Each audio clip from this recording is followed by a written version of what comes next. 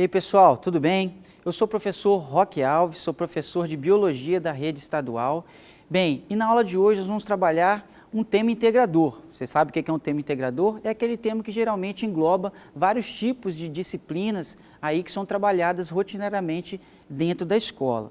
E na aula de hoje nós temos um tema integrador muitíssimo importante, que nós vamos falar um pouco sobre gravidez e ISTs. Você já deve ter ouvido falar a palavra DSTs. E eu vou explicar para você que a partir de 2016 houve uma modificação para o que é DST e IST. Mas primeiro nós vamos falar sobre a gravidez, como ela acontece, Então, observe aqui na imagem, por favor.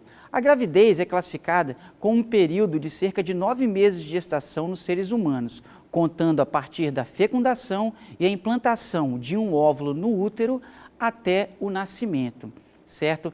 Então, presta atenção numa coisa, você sabe que os seres humanos, assim como os animais, eles fazem a chamada de reprodução sexuada. E o que é a reprodução sexuada? A reprodução sexuada é aquela forma de reprodução que envolve o encontro dos gametas, beleza? Então, uma característica importante dentro do reino animal é a realização da reprodução sexuada, que você já deve ter aprendido, que ela envolve uma variabilidade genética e isso auxilia muito na evolução das espécies de animais que realizam a reprodução sexuada. Todos os animais realizam a reprodução sexuada, porém alguns realizam a assexuada conjuntamente. Observe no slide agora aqui que além de você, nós seres humanos, realizarmos a reprodução sexuada, nós também realizamos a chamada de fecundação interna. Presta atenção em mim, a fecundação interna é uma forma de fecundação, lembra que fecundação é o encontro do espermatozoide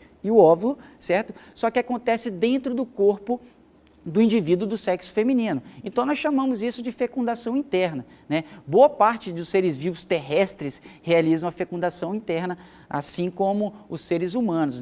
Já os vertebrados, nós temos como indivíduos que fazem a fecundação interna os répteis, as aves e nós, mamíferos, também realizamos a fecundação interna.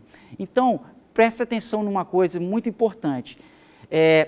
Para que haja fecundação, tem que haver o encontro do óvulo com o espermatozoide. Nós homens, na produção do nosso espermatozoide, nós produzimos espermatozoide o tempo todo, que é um processo de divisão celular chamada de meiose, que acontece no testículo. Agora, nas mulheres é diferente. A mulher, ela desenvolve seus óvulos, ela produz os óvulos, que são os gametas femininos, durante o desenvolvimento embrionário. A mulher, então, ela já nasce com todos os seus óvulos produzidos.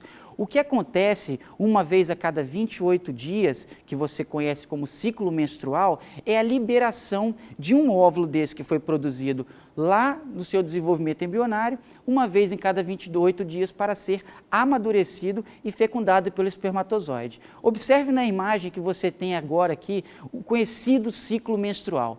Muitos alunos meus confundem menstruação com ciclo menstrual. Isso é muito diferente.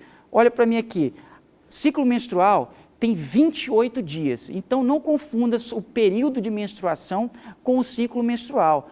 O ciclo menstrual, ele envolve, além da menstruação, um período de preparação do óvulo para ser fecundado, nós temos o período da ovulação, nós temos o período da preparação do endométrio, que é a parte interna do útero, para receber o óvulo fecundado. Volta aqui no ciclo menstrual. Perceba aqui, qual é o primeiro dia do ciclo menstrual? Como nós podemos contar aí esse ciclo menstrual? O primeiro dia do ciclo menstrual é o primeiro dia de menstruação.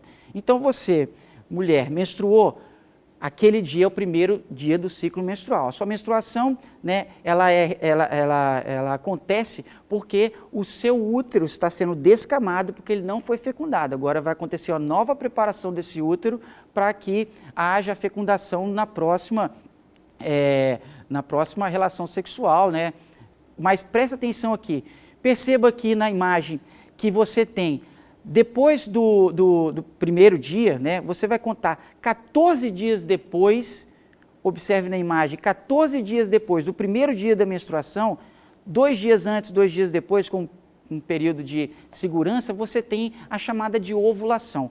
essa é uma data muito importante para você entender como é que acontece o ciclo menstrual. 14 dias depois da primeira menstruação, você vai ter a ovulação, que é o período em que o óvulo, que foi produzido lá no seu desenvolvimento embrionário, presta atenção em mim aqui, ó, ele vai ser liberado para a trompa de Falópio, certo?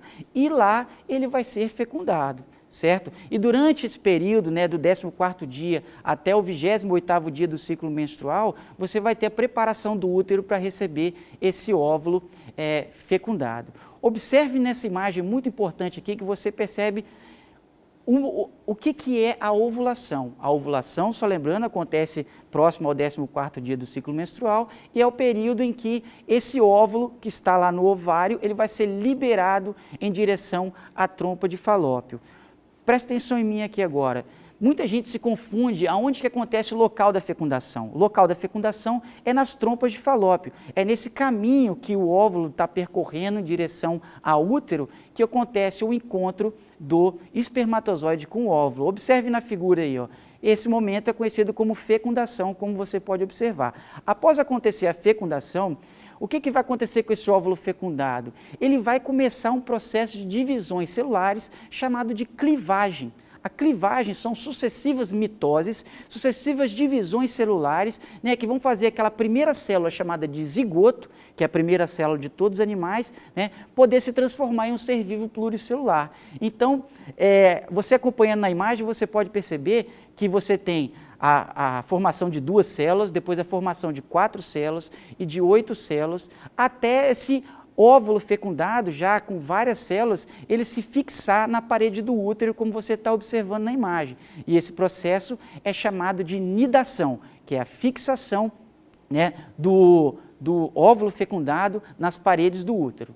Volta em mim aqui agora, perceba o que vai acontecer agora. Agora as divisões celulares vão começar a acontecer, né, vão começar a ser formados a placenta e o cordão umbilical, que vai ser responsável por nutrir esse óvulo fecundado, já passou por várias divisões celulares, né, até ele receber os nutrientes necessários para que ele possa ser um ser vivo pluricelular. Beleza? Mas antes disso, existem alguns estágios do desenvolvimento embrionário dos animais que eu vou apresentar para você. Observe na imagem aqui, por favor, que você aprendeu que o encontro do espermatozoide com o óvulo é chamado de zigoto, certo? Acontece uma série de divisões celulares que vão dar origem ao segundo estágio, conhecido como mórula, que é um maciço de células. Essa mórula vai criar uma cavidade interna cheia de líquido no seu interior, dando origem ao próximo estágio de desenvolvimento embrionário dos animais, como você pode observar, chamado de blástula. Agora, presta atenção em mim aqui. Até esse momento, todas essas células são iguais ao zigoto, são idênticas ao zigoto. Então, até essa fase de blástula, que é essa fase que eu apresentei para você, essas células elas são chamadas de células tronco. São células com a capacidade de se transformar em qualquer tipo de tecido nos animais. Agora, observe a imagem. No próximo estágio da blástula, você tem a chamada de gástrula. O que é a gástrula? Percebe que a blástula ela vai sofrer um processo de invaginação.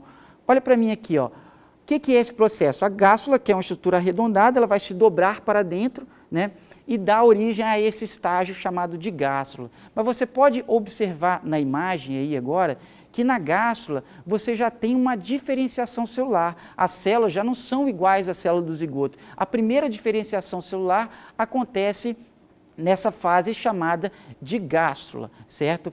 Então, ó, continua na imagem e perceba aí, ó, que nessa gástrula, né, que esse processo de invaginação aconteceu, você já tem a formação dos folhetos embrionários, que são estruturas que nos embriões vão dar origem aos tecidos nos animais adultos. Olha para cá. Quais são esses tecidos? Nós temos o tecido epitelial, conjuntivo, muscular e nervoso. E cada um desses tecidos que eu apresentei para você, que são encontrados nos animais, se desenvolvem a partir dos folhetos embrionários, nessa fase do desenvolvimento embrionário dos animais, chamada de gástrula. Então vamos olhar novamente a imagem, você vai perceber que a ectoderme, que está sendo representada de vermelha, ela vai dar origem ao tecido nervoso e algumas estruturas do tecido epitelial. Já a mesoderme, que é essa parte alaranjada, com essa parte branca dentro, né, vai ser responsável por formar 2 classes de tecido muito importantes, que é o tecido muscular e o tecido conjuntivo. Já a parte mais interna, chamada de endoderme, vai dar origem a algumas outras estruturas do tecido epitelial. Ou seja, olha para cá, esses folhetos embrionários, eles vão dar origem aos 4 tipos de tecidos encontrados nos animais adultos, e é assim que acontece o processo de desenvolvimento embrionário,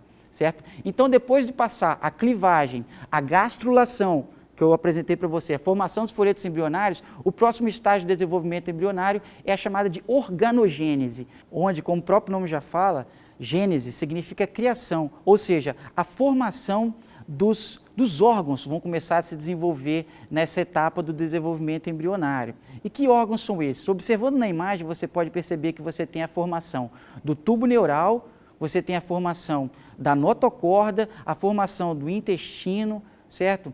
Mas essa imagem, né, pode te confundir um pouco. Agora, observe essa próxima imagem que você vai ver e vai localizar cada formação desses órgãos aí, no desenvolvimento embrionário, nesse período chamado de organogênese. Perceba que o tubo neural na imagem, ele vai dar origem aí à medula espinhal que está ligado ao encéfalo. Você percebe que a notocorda, que é um tecido que é encontrado nos animais vertebrados, na maioria das vezes, ele vai dar origem ao esqueleto, né, que seja ele ósseo ou cartilaginoso. No nosso caso, nós temos o esqueleto ósseo. Beleza? Então, nós temos a formação do tubo digestivo. Então, esse processo da organogênese, ele é um processo de formação dos órgãos. Então, presta atenção em mim aqui agora. Vamos lembrar dos estágios? Depois da fecundação, forma-se o zigoto. Esse zigoto, ele vai passar por intensas divisões celulares, o processo chamado de clivagem, dá origem ao primeiro estágio chamado de mórula. Essa mórula é um maciço de células, vai criar uma cavidade interna cheia de líquido, conhecido como blástula, vai acontecer o processo de invaginação, chamado de gástrula, e vai ter a formação dos folhetos embrionários, e o próximo estágio foi esse que eu apresentei para você, que é da organogênese, que é da formação dos órgãos, certo? E é o seguinte, né, observe na imagem aqui que o processo de desenvolvimento embrionário humano, né, a partir da 8ª semana do processo de desenvolvimento embrionário, nós já podemos chamar de feto, que é esse estágio que existe a partir da 8ª semana do desenvolvimento embrionário.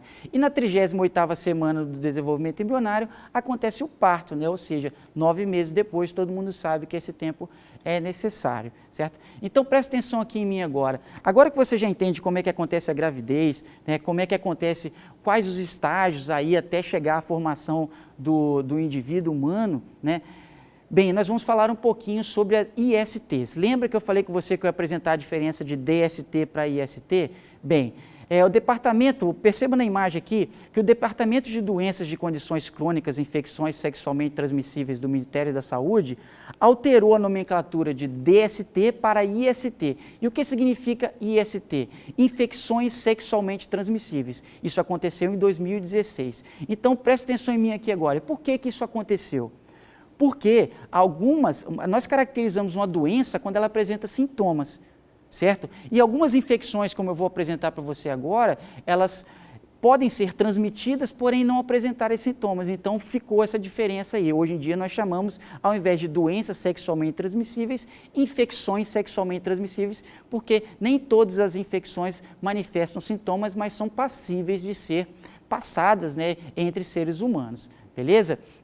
Então, nós vamos aprender que existem vários agentes causadores de infecções sexualmente transmissíveis, algumas causadas por vírus, bactérias, algumas causadas por protozoários.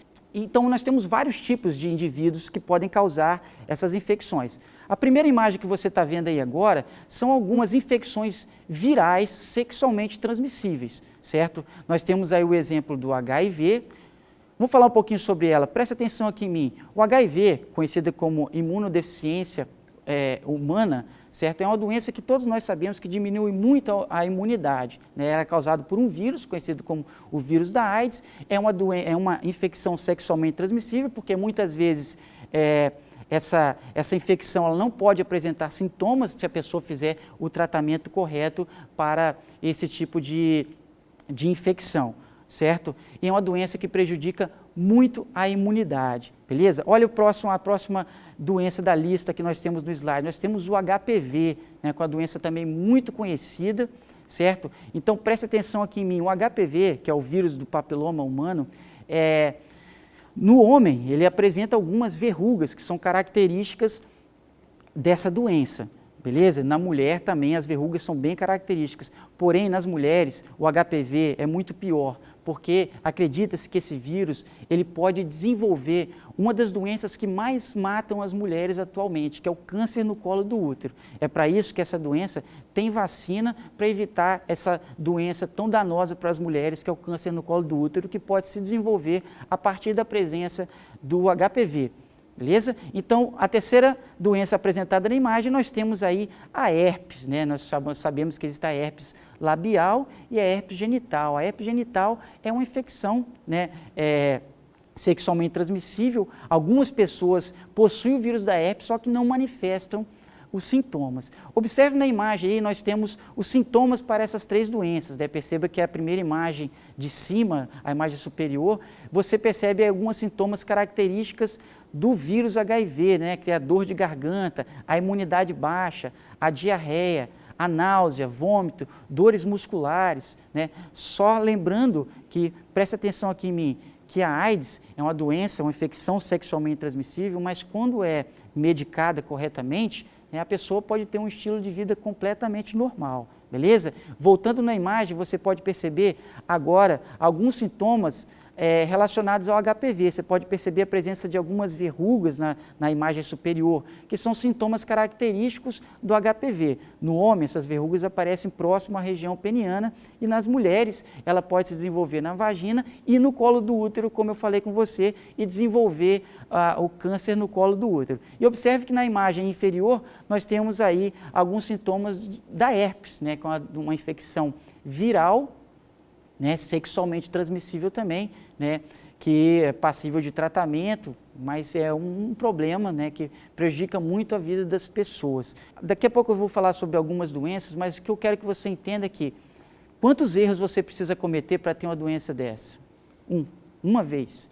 Então, basta você, né, realizar uma relação sexual sem preservativo, a camisinha principalmente, né, que é um método de barreira muito importante, que além dele evitar doenças sexualmente transmissíveis, ele evita também a gravidez, você pode desenvolver uma doença como essa e prejudicar toda a sua vida. Então é por isso que você tem que ter responsabilidade na hora da prática da relação sexual, para que nenhuma dessas doenças possa te atingir. Então é por isso que você tem que ter maturidade na hora de fazer uma relação sexual. Observe na imagem agora que nós temos algumas ISTs, infecções sexualmente transmissíveis, causadas por bactérias. Nós temos listados aí a sífilis, a gonorreia e o cancro mole, certo? Então a sífilis é uma doença considerada uma doença oportunista. O que é isso? Geralmente aparece com pessoas que têm imunidade baixa, né? Então vamos observar alguns sintomas da sífilis aqui. Observe na imagem, né, a primeira imagem superior aí, você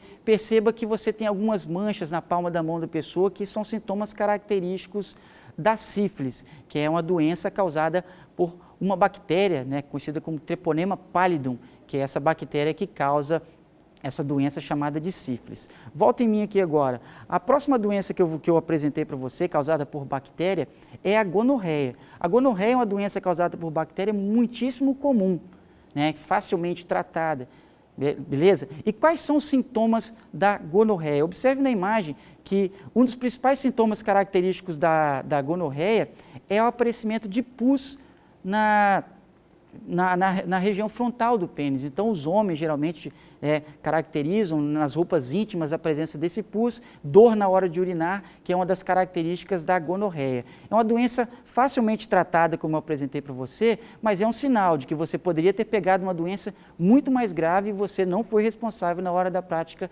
sexual, certo? E a última imagem, observam aí, ó, que nós temos alguns sintomas relacionados ao cancro, né, que é uma outra doença bacteriana, uma infecção sexualmente transmissível, ok? Então, aqui já apresentamos doenças virais sexualmente transmissíveis, doenças bacterianas sexualmente transmissíveis, certo? E agora nós vamos apresentar uma doença causada por fungo, que também pode ser sexualmente transmissível, né, que é a candidíase.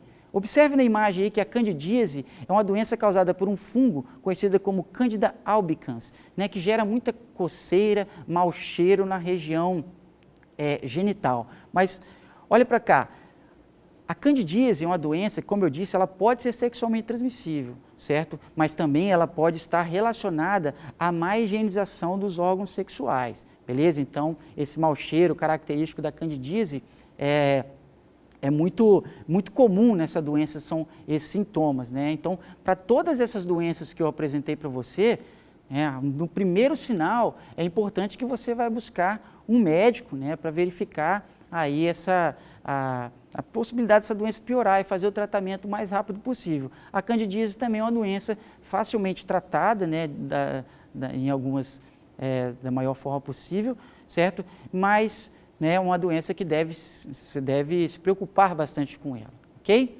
E nós temos também, observe na imagem aí, ó, uma doença causada por um protozoário. Você sabe o que é um protozoário? Então lembra que um protozoário é um ser vivo unicelular que apresenta célula do tipo eucarionte. Nós temos um exemplo aqui, ó, da tricomoníase.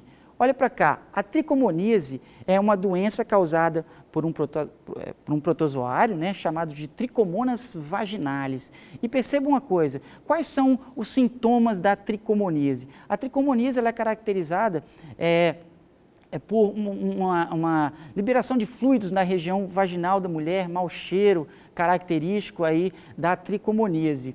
E quais são os sintomas no homem, professor? O homem, na maioria das vezes, ele é assintomático.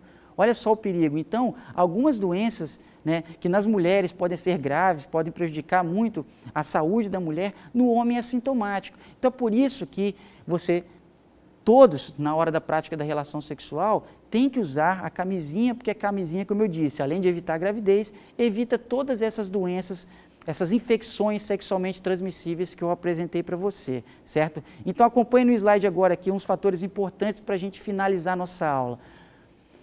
Para realizar uma relação sexual, é importante você ter maturidade, certo? Então, não adianta, preste atenção em mim aqui, não adianta você, né, achar que isso é brincadeira, não é. Então, além de uma gravidez, várias doenças que podem te importunar a sua vida inteira podem ser transmitidas por via sexual. Olha o segundo tópico, planejamento familiar.